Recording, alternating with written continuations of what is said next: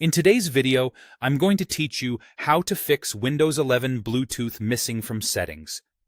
If your Bluetooth toggle has vanished from the Settings app, there's a good chance the Bluetooth adapter is simply disabled at the system level. We'll use Device Manager to reveal it and turn it back on. Start by going to Device Manager.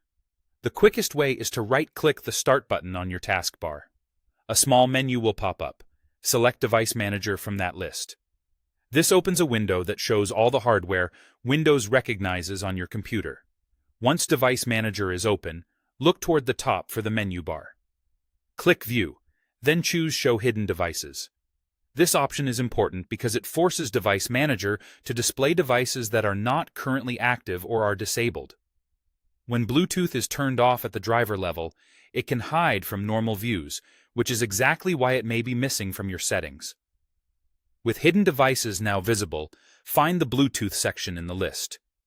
You can expand it by clicking the little arrow to the left of the word Bluetooth. Inside, you may see several entries. The one you're most interested in is the main Bluetooth adapter, sometimes called a radio or controller. If the entry appears slightly faded or shows a small down arrow on its icon, that's Windows' way of telling you it's disabled.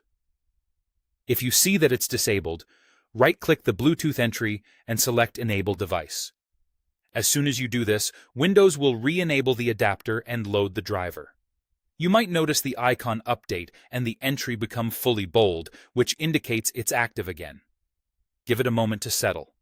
After this change, the Bluetooth toggle should return to the Bluetooth and Devices section in the Settings app, and your system should be ready to pair with headphones, keyboards, or other accessories again. A couple of quick notes to help you interpret what you see. When Show Hidden Devices is turned on, some items may appear grayed out. That simply means they're not currently present or powered. A disabled device specifically shows that small down arrow on the icon.